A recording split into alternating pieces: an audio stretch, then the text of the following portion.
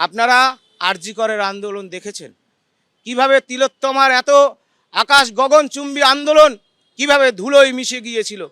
এই যোগ্য শিক্ষকদের চাকরি বাঁচানোর লড়াইকে আরজি করের আন্দোলনের মতো করতে দেবেন না, হতে দেবেন না।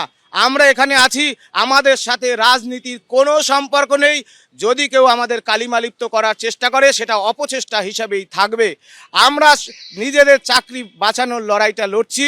আপনারা আমাদের এই শান্তিপূর্ণ অবস্থান আন্দোলনে অংশগ্রহণ করুন। কোনো বিরোধ নেই, কারোর সাথে কোনো বিরোধ নেই। কোনো দিনের শেষে কোনো মঞ্চে আমাদের যদি চাকরিটা চলে যায়, কেউ নেতা হবে, কেউ মন্ত্রী হবে, আমার হবে কি?